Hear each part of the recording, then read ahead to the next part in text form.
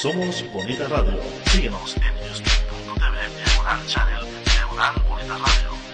Bonita Radio, en bonitaradio.net, facebook.com/Bonita Radio y en Twitter, Bonita-Radio. En línea con tu mundo. Las expresiones vertidas en el siguiente programa no representan necesariamente la opinión de Bonita Radio. Las opiniones son exclusivas de sus autores.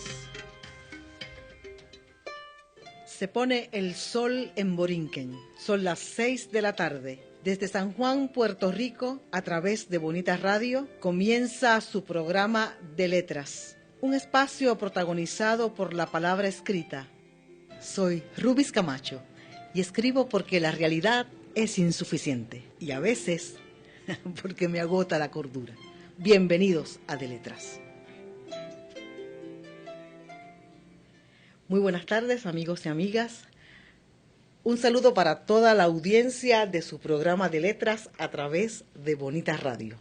Es un gran placer compartir nuevamente con ustedes en esta semana, última semana de agosto. Un saludo para mi compañero, comoderador de este programa, el escritor José Murati. Hola, José. Buenas tardes, Rubis. Definitivamente es un placer estar contigo esta tarde aquí, sobre todo porque esta es la última semana del verano, como quien dice. Este fin de semana es el fin de semana largo del trabajo, por lo menos en Norteamérica. El fin de semana del trabajo en el resto del mundo es el 1 de mayo, pero implica como un cambio para todos, ¿no? Ya han empezado las clases, hay una transición hacia como a otro ritmo, a otro estado de ánimo. Es cierto, y tal parece que la naturaleza se ha reconciliado con nosotros porque estas lluvias han sido maravillosas, ¿verdad que sí? Definitivamente. Tuvimos, es interesante como estamos yendo como de 180 grados, de una sequía bárbara que por poco tenemos que medir hasta el agua que tomamos, hasta ahora que tenemos demasiada agua. Ahora tenemos agua en abundancia, sí, pero a mí todo el mundo me llena su cisterna. Sí, me encanta ver los campos más verdes y yo pienso que las plantas son muy agradecidas. Definitivamente. Ha sido una buena y semana. El aire inclusive, uno no lo piensa de esa forma, pero el aire se limpia con la lluvia, ¿no? Todo ese particulado que suelta tanto las carreteras como las empresas, el polvo del Sahara que nos llega, todo eso se limpia con la lluvia. Definitivamente la lluvia, el agua limpia. ¿Te acuerdas de Silvio? Un barredor de tristeza, un aguacero en venganza. Cierto. Famosa canción de Silvio Rodríguez, ¿verdad? Bueno, esta tarde tenemos una sorpresa para la audiencia de nuestro programa de letras. Vamos a compartir, mi compañero de trabajo, José y yo, vamos a compartir con el mundo la primicia de nuestros respectivos libros que están a punto de ser publicados, ¿no? De que estén ya en las manos de la comunidad. Y quisimos compartir con la audiencia esa primicia. A ver cómo nos va, José. Yo creo que nos va a ir muy bien porque yo estuve leyendo algunos de los poemas que ya tu libro está más adelantado que el mío. El tuyo sale ya en un par de semanas. El mío yo espero que salga para entre noviembre y diciembre. Pero háblanos de tu libro, ya que tú eres la que estás... esta es como la tortuga y la liebre, ¿no? No importa cuánto la liebre acelere, la tortuga siempre le lleva la mitad del tramo. Pues mi último libro publicado fue El fraile confabulado. Okay.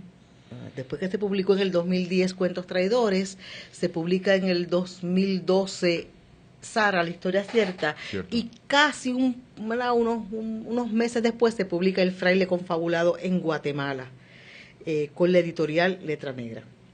Y desde allá hasta este momento he estado trabajando en varios proyectos literarios, pero realmente el que se ha conformado de manera más precisa, más sólida, es un poemario que se titula Los cantos de Safo. Qué interesante. Tengo un par de preguntas antes de entrar en los cantos de Safo. ¿Por qué te dio por publicar en Guatemala?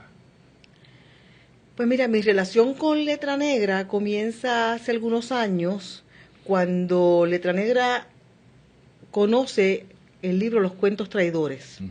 Fue un texto, ¿verdad?, que publiqué con mucho entusiasmo porque era mi primer libro y que por suerte y por fortuna lo premió el mismo año el Instituto de Literatura Puertorriqueña y lo premió el Pen Club de Puerto Rico.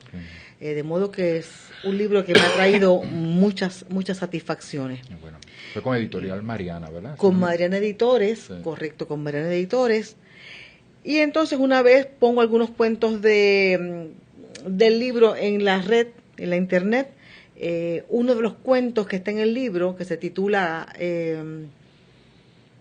¿Qué se mueve en tus pestañas?, resultó premiado en un certamen de literatura romántica. Qué interesante. Y entonces el director de Letra Negra en Guatemala accede al cuento, lo lee, le gusta, me escribe y me propone unirme a una campaña que tenían ellos para publicar cuentos cortos en un formato pequeño, un libro pequeño, de modo que fuese un tipo libro de bolsillo, claro, que le cupiese con facilidad a todo el mundo en la literalmente cartera. En el bolsillo de la camisa. Exacto, sí. Literalmente en el bolsillo de la camisa. Y también una manera de promover en Guatemala que los estudiantes, ¿verdad?, pudiesen llevar un libro y que no les resultara muy oneroso el peso. Y entonces esa relación literaria con Letra Negra se ha mantenido, una relación de amistad, una relación de lealtad y de mucha admiración mutua con Armando Rivera, que es un gran poeta y es un gran ser humano. Y con quien tuvimos la oportunidad de conversar en una ocasión por teléfono, que de hecho nos habló de su visita a Puerto Rico, que él pensaba venir antes de fin de año a Puerto Rico, y nos habló también del poemario que publica su hija, si mal no recuerdo. Lucía Rivera, qué buena memoria tiene José, es cierto. Y recientemente publicó su libro 7 nubes para un sombrero, porque cumplió 50 años y celebró sus 50 años, su medio siglo, con la publicación de un libro, con un poemario, 7 nubes para un sombrero, muy interesante. Qué título provocador. Sí, muy interesante. Y recuerdo muy bien las imágenes de lluvia y de mar en el poema que él leyó aquel día en que nos llamó desde Guatemala. A mí por lo menos me impactó enormemente a nivel de que, a pesar de que tú dices que tengo buena memoria, en realidad si no fuera por la mala memoria no tendría ninguna. Pero lo recuerdo con una mezcla de nostalgia y a la misma vez de admiración, porque era un problema filosófico. Hablaba utilizaba como alegoría, ¿no?, el traslado del hombre por el mar, en la búsqueda de sí mismo, en la búsqueda de su horizonte. Es cierto, recuerdo el poema ahora. O sea, sí, recuerdo que te gustó mucho y que le hiciste la observación de las imágenes. Fue muy impresionante, así que anticipamos con mucho entusiasmo tener ese libro en las manos para devorarlo. Qué bueno, gracias. Así que eso nos lleva, hablando de devorar, a tu próximo proyecto, a tu libro Los Cantos de Safo. Correcto. El público sabe gran parte del público, si escuchan de letras, son personas que les gustan las letras, así que probablemente recuerdan quién es Safo, pero por aquellos de nosotros que necesitamos que nos refresquen la memoria, ¿quién era Safo? Pues Safo es una de las grandes poetas de la antigüedad. De Safo se sabe mucho y se sabe poco. Su fecha de nacimiento y su fecha de muerte, ¿verdad? Se habla de fechas aproximadas, pero nadie con certeza podría decir. Se piensa que nació en el 612 y que murió en el 580 antes de Cristo. Estamos hablando de hace muchos años. Y fue una poeta griega que perteneció a una sociedad en la que se preparaba a las jóvenes para el matrimonio. Se sabe que creó la casa de las servidoras de las musas, y allí sus discípulas aprendían a recitar poesía y a confeccionar colgantes de flores. era conocida, su obra era conocida por los poemas apasionados en esa época. Y eran poemas de amor a sus discípulas. Tuvo el respeto y el reconocimiento del mundo antiguo, y fragmentos de su poesía es lo que se encontró, es lo que se conserva. Pero con esos fragmentos de su poesía, la historia literaria se ha encargado de destacarla como una de las grandes poetas de la literatura universal. Y cabe resaltar el hecho de que en esa época, y como tú muy bien dices, ella tenía una escuela que era como una especie de escuela de refinamiento para que las niñas fueran las cónyuges sofisticadas que se le iban a presentar principalmente a los tribunos en esa época, y a los hombres que tenían el poder de poder adquirir esas entrar en esa relación de contemplación junto con mujeres que fueran sofisticadas, etcétera. O sea, no era la gente trabajadora, no, claro, era la gente que tenía recursos para quien se preparaban estas jóvenes, ¿no? Entonces, qué interesante que y otra cosa que es interesante resaltar, y lo sabemos, ¿verdad?, cuando leemos la historia de esa época, que no era solamente la práctica de una dama preparar a las señoritas para ese matrimonio, sino que también los hombres tenían sus discípulos a quien le enseñaban las artes de la guerra, le enseñaban la filosofía, le enseñaban las matemáticas. Así que se daban unas relaciones muy confraternales o muy cercanas en términos de esos hombres con sus discípulos. Y qué interesante que también de estas mujeres con sus discípulas. Y su poesía era de amor, pero a través del tiempo, con lo que se le ha identificado es con el amor de una mujer por otra mujer. Es cierto. Safo vivía en la isla de Lesbos, y de ahí nos viene la palabra, ¿verdad?, lesbianismo, cuando hablamos del amor entre mujeres, del amor erótico entre mujeres. Exactamente.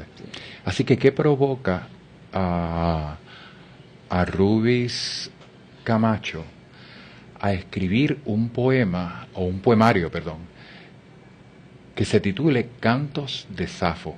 Vamos a una corta pausa y cuando regresemos, Rubis no solamente nos va a hablar sobre su decisión de escribir sobre este tema, sino que nos va a leer algunos de sus poemas.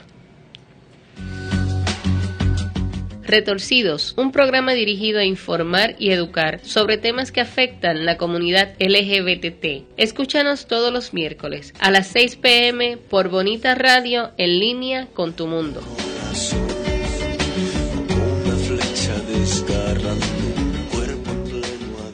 Se mira con las manos y se toca con los ojos. Veo. ¿Qué ves? ¿Qué miran las niñas de tus ojos? Color, Forma, vacíos imagen. y texto en Veo. El primer museo virtual lo escucha y lo ve a la 1:00 p.m, sábados alternos por Bonita Radio, en línea con tu mundo.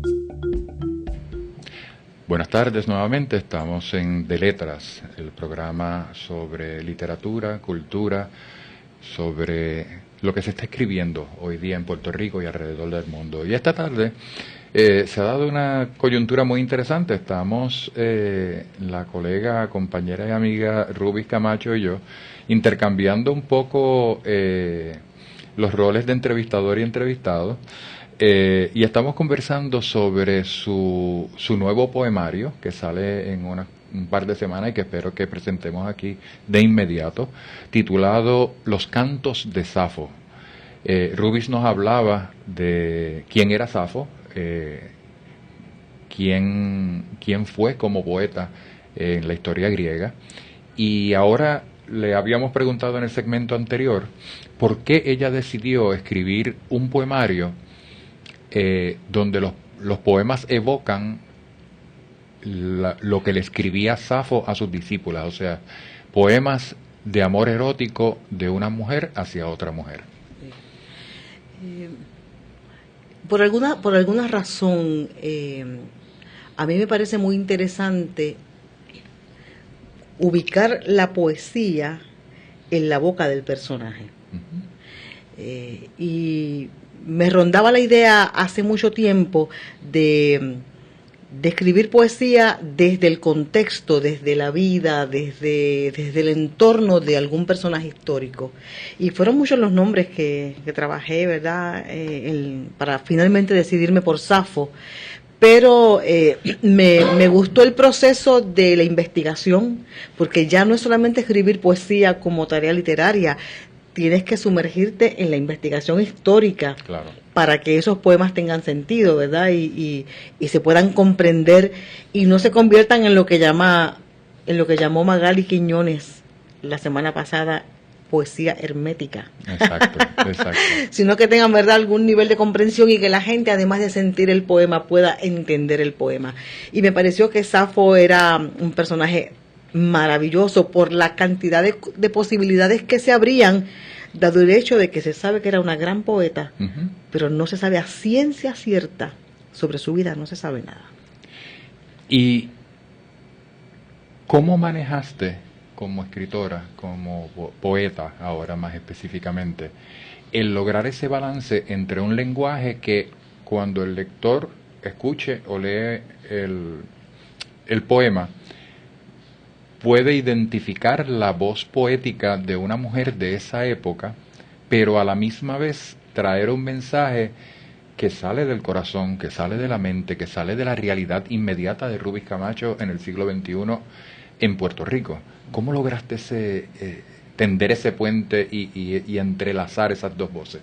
Pues mira, después del proceso de investigación, que fue bastante largo, y estudiar bastante mitología, y tener mucha información y tener que decir, y de todo esto tengo que descartar tanto porque necesito que el poema fluya, que sea liviano, a que no sea un texto recargado de datos históricos. Pues después de eso, el segundo proceso es el que ocurre, por lo menos en mi caso, cuando escribo novela o escribo cuento, es ponerme en los zapatos del personaje. Y como tú dices, es hablar desde el corazón de Safo, que es hablar desde el corazón de las mujeres, y las mujeres tenemos un lenguaje universal. Las mujeres nos comunicamos, yo creo que de la misma forma en todas las épocas, tratamos la vida, miramos el mundo de una manera particular, hay una sensibilidad cultivada que tiene que ver mucho con la construcción del género y con la actividad cultural, pero las mujeres nos comunicamos desde el corazón. Y por ejemplo, un ejemplo que tal vez puede contestar tu pregunta, el poema que abre el libro dice, es como un poema de presentación, ¿verdad? Como un carnet de identidad. Dice, están titulados con números, poema 1, canto 1, canto 2. Bien. Y el canto 1 dice, soy Safo, de la isla de Lesbos, terrón hermano de Creta y Eubea. Aferrada a sus piedras alzo mis cantos, partículas de un cosmos que adivino, pero cuyos misterios me son negados. Me bastará la contemplación de un mundo asombroso que comienza en la madrugada, cuando el mar se sacude la tiniebla, para que sobre él se revuelquen los pájaros. Wow. Y ese es ¿verdad? Con ese poema abrimos el libro, y Safo está diciendo, esta soy yo, mirando el mundo, contemplando el mundo, tratando de entender el mundo. Es fascinante cómo con tan poca información estableces quién es el personaje, dónde está, y también ya comienzas a enseñar, a enseñar la sutileza del lenguaje y el acercamiento que va a tener a la temática que vaya a tocar. En la imagen de las gaviotas sobre repíteme ese verso. Los pájaros. Me bastará la contemplación de un mundo asombroso que comienza en la madrugada, cuando el mar se sacude la tiniebla, para que sobre él se revuelquen los pájaros. Cuando el mar se sacude la tiniebla, para que en él se revuelquen los pájaros. Es una imagen maravillosa. Gracias. Y lo es no solamente desde el punto de vista de la construcción poética, sino también de lo que muy bien dice, es el carnet de presentación. Este es el mundo que yo voy a mirar. Aquí se levanta el sol, se despeja el mar, y yo estoy en una isla. Los griegos somos gente de mar en gran medida. Por lo tanto, este es el mundo que yo les voy a presentar a ustedes. Es cierto. Y te pone en contexto, porque Creta y Eubea eran las islas, ¿verdad?, que estaban al lado de Lesbos.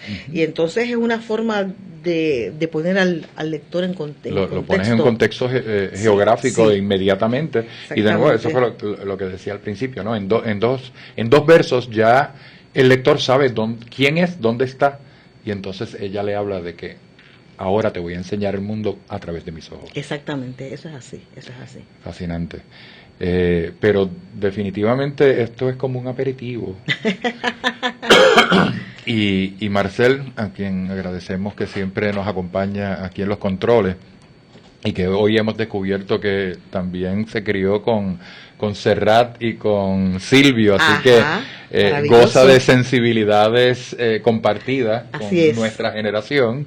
Yo creo que tanto a Marcel como a mí, como a la audiencia, nos encantaría escuchar 1 o 2 poemas más que nos vayan, ¿verdad?, valga la frase, desnudando un poco a Safo, enseñándonos esa Safo que habla a través de Rubis, y para seguir conversando sobre la construcción de ese poemario. Muy bien, con mucho gusto te voy a leer el canto 2, que es un poema muy corto. Dice: bésame como ayer. No puedo. Cada beso nace y muere con su nombre. Wow. Ese es el canto 2. Ese es el canto 2. Sí. Y realmente no son poemas muy largos. Y escoge, es interesante porque en el primer poema nos abres al mundo, y ese primer poema después de la obertura nos dice entonces que estos son poemas de amor, que estos son poemas de encuentro sensual, de encuentro erótico, de encuentro carnal. ¿Por qué escogiste de inmediato entrar en ese tema?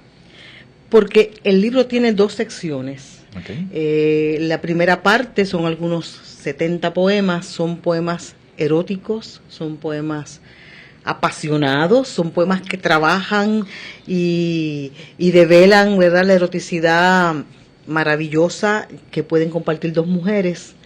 La segunda sección se titula Safo ante lo sagrado. Y entonces, como parte, ¿verdad?, de la ficción que trabajo en el libro, yo señalo que en un momento de su vida, Safo fue, vamos a decir, tuvo un encuentro con una presencia sagrada que desde su mitología, que desde su mundo de dioses, Safo trató de entender y de cuestionar. Y la segunda parte del libro, que son como los últimos 30 poemas, trabajan y tienen que ver con esa posición de Safo ante eso que se le revela y que ella desde sus muchos dioses no puede entender. ¿Qué define a Safo como poeta? ¿La define su rol destacado de mujer dentro de la sociedad griega, que en esa época no daba mucho espacio a las mujeres? ¿La define su relación sensual con otras mujeres? ¿O la define su visión de mundo, que entonces, como muy bien dices en ese segundo segmento del libro, se abre a las posibilidades de entender el mundo a través de los ojos de los dioses? No, Safo, desde mi poemario, Safo es la mujer que contempla y enumera. Safo es la poeta que cuenta y observa y cuenta lo que ve, y cuenta lo que siente desde la pulcritud mayor, ¿verdad?, desde la honradez mayor. Algunas personas que han leído el libro me dicen, en cada poema hay una historia, y es muy posible que en cada poema haya una historia y que no sea tan críptica, sino que la historia se revela en el poema. Por ejemplo, en el canto 3 vas a ver que dice: anoche, detrás de las hogueras, donde no había claros, ni salmos, ni esperanzas. Me bauticé el cuerpo con vino y el sexo con harina. Mujer, ven a lamer el fruto de la tierra. Al amanecer se devolvió lenta, tambaleante, henchida de pan y embriagada de vides, susurraba: he de volver, he de volver. Y ahí hay un encuentro, ¿verdad? Un encuentro. Hay un encuentro con promesa de reencuentro. lo cual me parece muy interesante, porque el amor entre personas del mismo género ha sido tema de literatura desde antes de la Biblia, y a través de la Biblia hay quien se haya dedicado, incluyendo su señoría, a identificar algunos pasajes donde eso de alguna forma cobra vida. Sin embargo, a pesar de que estamos en el siglo XXI, a pesar de todos los movimientos que ha habido a nivel mundial, todavía condenando el amor entre personas del mismo género, sobre todo de sectores fundamentalistas, tanto religiosos como políticos. Sin embargo, es un tema que provoca mucha curiosidad y que provoca mucha sensualidad en los medios. Hoy día prácticamente no hay un programa de televisión donde no haya un encuentro de alguna forma, sobre todo entre dos mujeres. Entre dos hombres todavía es como menos visible. ¿Cómo armonizó Rubis Camacho, la licenciada, la sierva del Señor, como yo le llamo, porque es una persona muy activa en su congregación, la profesora universitaria, la narradora, la esposa? ¿Cómo armonizó su visión de mundo como mujer con la visión de mundo de una mujer que disfruta y prefiere el amor de otra mujer? Pues mira, yo nunca vi incongruencia entre unos y otros, porque desde todos mis roles en la sociedad, yo siempre he pensado que el amor es el amor.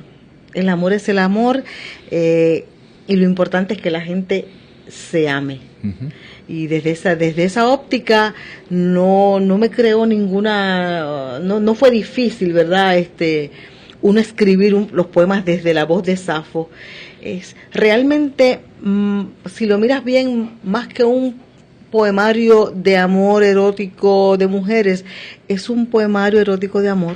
O sea, es al amor, a dos seres que se aman, que se encuentran, ¿verdad? Sencillamente eso. Y el objeto de ese amor pudiera haber sido un hombre, pero resulta que en voz de Safo es otra una mujer. Sí, pero pudiera haber sido un hombre, claro que sí. Es interesante. Sí. Nos quedan unos segundos y pasamos al próximo segmento, pero me mata la curiosidad.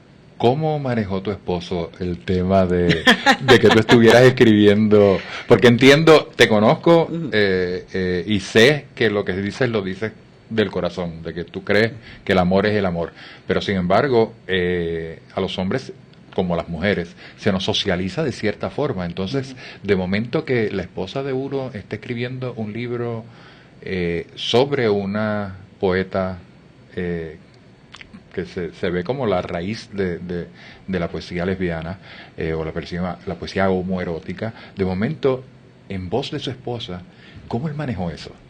Pues con la misma alegría con la que ha manejado los otros libros, con un gran respeto por mi trabajo, uh-huh. Y también con un gran reconocimiento de que ya esta sociedad tiene que prepararse para recibir con apertura, con reverencia, el amor entre los seres humanos. O sea, insisto, es el amor, no lo planteamos desde ninguna otra perspectiva. Y celebramos los poemas, los compartimos, le leía cada poema que escribía, y ha sido muy natural, el proceso ha sido muy natural. Eso es sumamente admirable, porque aún en nuestro medio, no todos los autores, no todos los escritores, no todos los poetas son tan abiertos, tan flexibles en términos del manejo de temas como este, y sin embargo que tu esposo lo haya recibido con esos brazos abiertos y con ese respeto que sé que te tiene, lo encuentro admirable y ejemplar para el resto de los hombres que te escuchamos y que compartimos lo que tú escribes y lo que se está escribiendo en Puerto Rico hoy día. Vamos nuevamente a una pausa y cuando regresemos hablamos un poco más sobre los cantos de Safo. Que paren el reloj, que suban esa música. Soy Oscar Villarini y te invito a que estés conmigo todos los jueves a las 7 de la noche en Musicaliza. Tendremos entrevistas, artistas y sobre todo mucho entretenimiento. No te olvides, todos los jueves a las 7 de la noche por aquí, por Bonita Radio, en línea con tu mundo.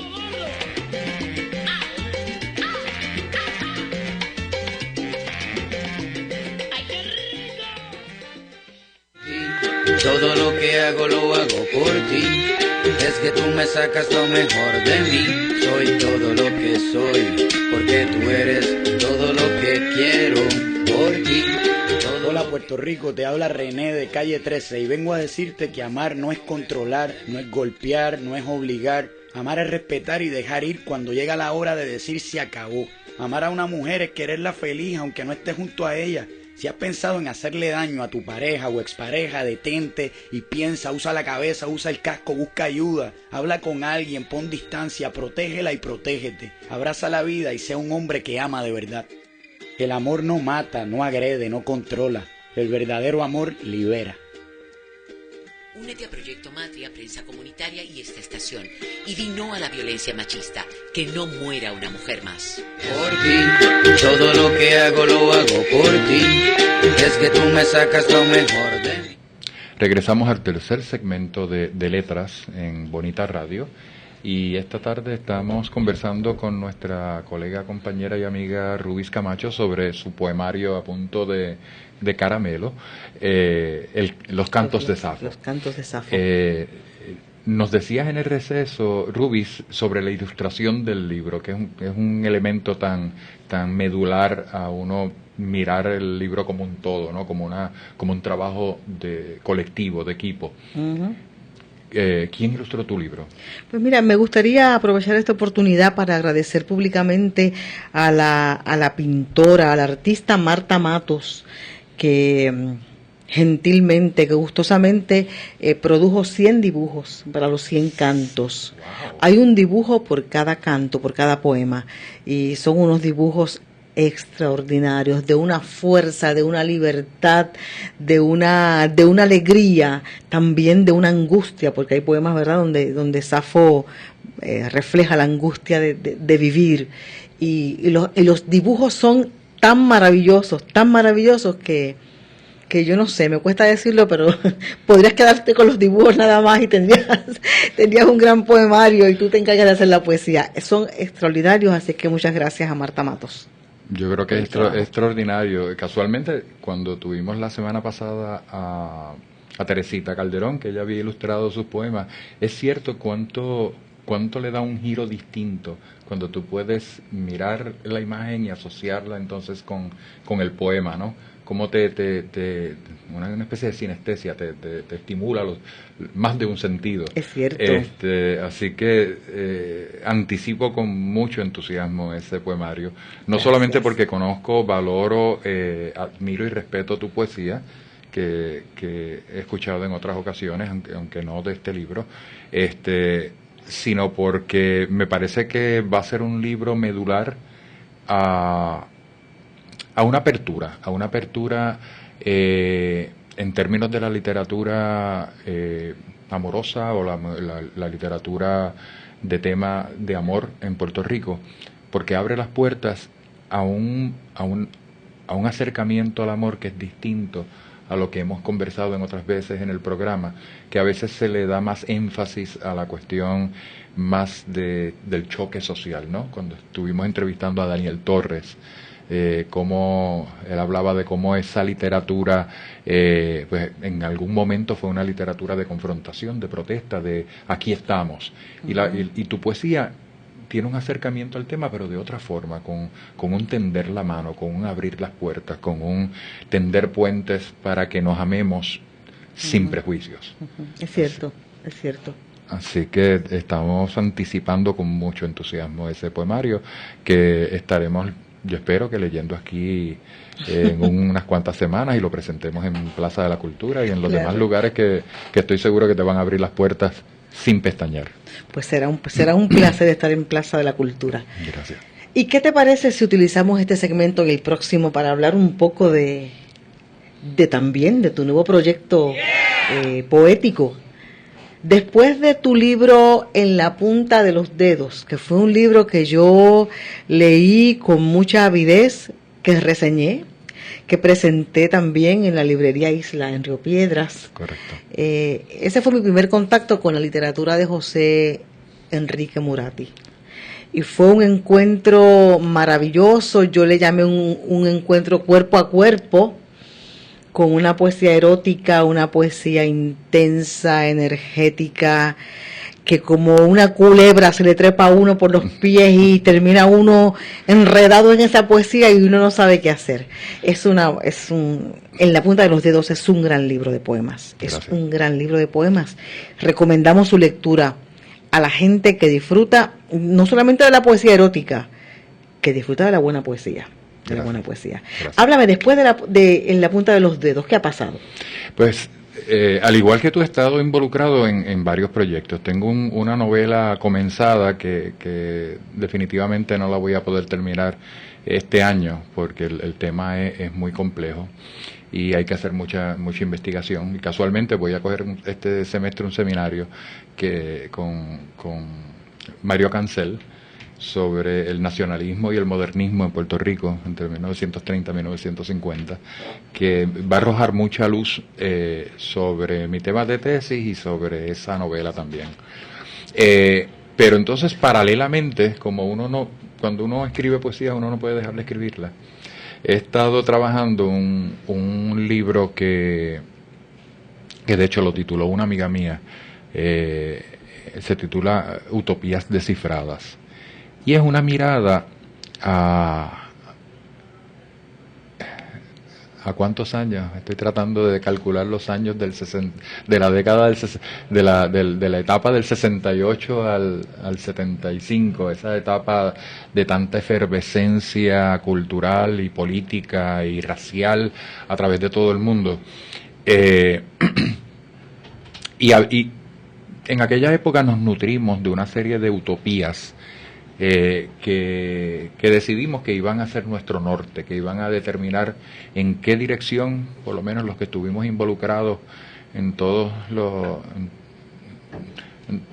encuentros que tuvimos contra lo que llamábamos el régimen, o llamábamos la autoridad, o llamábamos el sistema político, que iba a dirigir nuestros pasos. Este iba a ser el norte que íbamos a seguir. Muchos años después, y no frente al pelotón de fusilamiento, como decía García Márquez, nos encontramos que muchas de esas utopías, en cierta medida, era un cuento que nos habíamos contado nosotros mismos, que había unas raíces muy, muy, muy aferradas a la justicia social, pero también que había un enramaje que nos llevaba a querer destruir y cambiar un sistema para sustituirlo con otro que se pareciera a nosotros, que no necesariamente era un futuro alterno, sino que era un futuro que que tenía más los rasgos nuestros, aunque nosotros no hubiéramos definido exactamente quiénes queríamos ser. Por lo menos esa es la visión que he estado teniendo. Qué interesante eso. Y por ahí es que viene entonces el concepto de utopías descifradas. Y ese proceso de reflexión tan profundo, porque aceptar que gran parte de los postulados que movieron mi vida eran un cuento que nos hicimos, debe ser un proceso de reflexión largo e intenso. ¿Qué tiempo te tomó a ti? ¿Cuántos años? ¿Qué tiempo te tomó llegar a esa conclusión? Yo podría decirte que por lo menos... ¿O qué sucesos intervinieron para que llegaras a esa conclusión? Yo podría decirte que por lo menos mediaron quizás 14, 15 años de un proceso de transformación. Y es interesante porque yo comencé en humanidades y a mí me encantaba, yo trabajé en teatro y me encantaba la música y componía con Ana Lidia Vega. O sea, era el mundo en el cual en alguna medida nos encontramos ahora, en el cual nos conocimos tú y yo ahora, ¿no? Y de ahí trabajé en muchas otras cosas, inclusive en todo lo que tenía que ver con empresas y con desarrollo económico, etcétera. Y al dar esa vuelta por todo ese otro espacio, me di cuenta de cuántos patrones de conducta eran los mismos independientemente de lo que la gente reclamaba que era su visión de mundo. Y fue un proceso doloroso, porque a nadie le gusta mirar al espejo y descubrir que tiene verrugas. A nadie le gusta mirarse en el espejo y decir, ¿sabes qué? Eso que has estado repitiendo todo este tiempo quizás no era como tú lo pensabas y como inclusive trataste de convencer a otros de que era. Y yo creo que la verdad nos hará libres. Cuando tú te confrontas con lo que tú entiendes que es la verdad, porque la verdad está delimitada por tu lenguaje, por tu momento histórico, por tu género, por el lugar social donde naciste, te criaste y en el cual estás, que puede variar. Pero cuando tú miras esa realidad, yo creo que lo que nos permite transformarnos verdaderamente es, como decía Benedetti, dejar de llorarnos las mentiras y empezar a cantarnos las verdades. Y ese proceso para mí es contrario a lo que intuitivamente uno pensaría, que lleva a uno un poco a deprimirse, decir, diantre, pues entonces en alguna medida malgasté mi vida porque lo invertí en cosas que no eran como yo pensaba que eran. Yo pienso que es lo contrario. Yo creo que eso nos fortalece para asumir posiciones con igual vehemencia, pero echando a un lado los mitos. Y los mitos... porque hay una historia social, hay una historia oficial que nos dice estos somos, y los que no creemos en esa historia oficial nos rebelamos en contra de ella, ¿verdad? Reclamamos los cronopios y nos declaramos en contra de la estructura que sea que niega mi identidad. Pero también uno descubre sobre la marcha de que hay una segunda historia oficial, y esa segunda historia oficial es la historia oficial de quienes se rebelan en contra de, pero no necesariamente traen las herramientas para que sí sea un mundo alterno.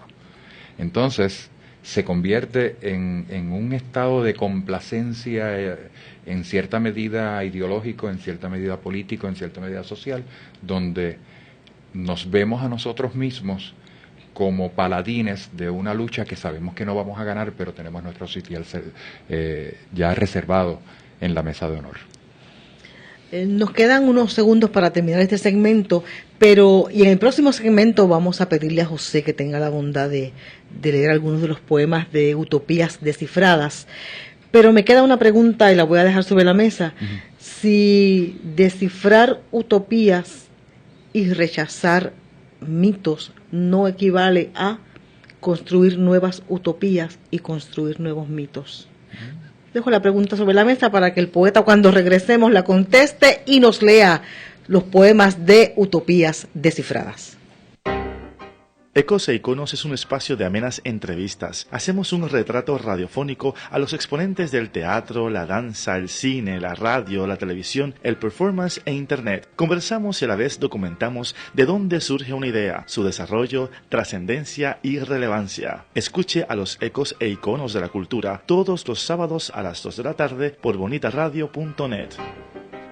Que paren el reloj, que suban esa música.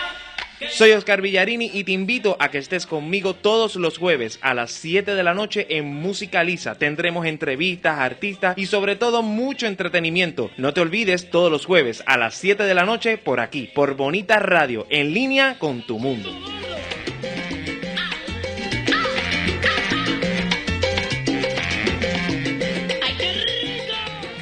Regresamos a su programa de letras donde la palabra es el oficio. Y en esta tarde de agosto estamos compartiendo con el compañero José Murati sobre su nuevo proyecto literario, un poemario titulado Memorias Descifradas. Hablábamos, José, antes de irnos al receso, de cómo la deconstrucción de un mito y de una utopía podría implicar necesariamente la construcción de un nuevo mito o de una nueva utopía. ¿Qué tú piensas? Tu pregunta como reaccioné durante el receso, pero me aferré al concepto para no abandonarlo. Es un reto que en cierta medida pues provoca el análisis dialéctico, no solamente de lo que pensamos, sino de lo que proponemos. O sea, si la dialéctica lo que propone es que hay una tesis y hay una antítesis, y el resultado del choque entre esas dos, o la conflagración o la integración entre esas dos, crea una nueva realidad. Pero esa nueva realidad, a su vez, tiene una realidad que se le opone. Así que, al deconstruir mitos y al descifrar utopías, no necesariamente renunciamos a todos los postulados de las utopías. Renunciamos al mito como historia oficial. Nos aferramos a aquellos postulados en los cuales creemos y que el ser humano desde que ha descubierto que la realidad de su esencia es la colectiva y no la individual, que el ser humano es en virtud de sus semejantes, no de sí mismo. Los postulados de justicia social, de libertad, de equidad, necesitan prevalecer. Pero necesitan prevalecer al margen de que sea una equidad y una igualdad y una justicia que aplique solamente a los que pertenecen a mi bando. Y yo creo que ahí es donde nosotros nos hemos un poco desviado de lo que queríamos lograr en nuestras respectivas utopías. Porque no solamente son las utopías de cambiar un mundo hacia de mayor justicia y menor materialismo o menor control de unos pocos de los bienes de producción. Yo creo que se trata de una redistribución de todos los bienes que tenemos en el planeta, y no solamente los bienes materiales y los bienes físicos, sino también los bienes intelectuales, los bienes de cumplir con las necesidades básicas. O sea, la cantidad de gente hoy día que no tiene agua, que tiene que caminar millas y cargar agua en latones, mientras nosotros aquí en Puerto Rico la desperdiciamos. Esa desigualdad global, yo creo que tenemos que mirarla de otra forma y dejar de construir mitos y construir proyectos de equidad. Yo creo que de eso es un poco lo que se trata. Muy bien. Me encantaría escuchar algo de utopías descifradas. Vamos allá. Los minutos que nos quedan quisiera invertirlos, si te parece, José, en escuchar los poemas que componen utopías descifradas. Por lo menos unos pocos de ellos. Voy a recurrir a algunos de los más cortos, algunos de los cuales son reflexiones y otros son como una especie de sainetes o fotografías de lo que miramos a nuestro alrededor.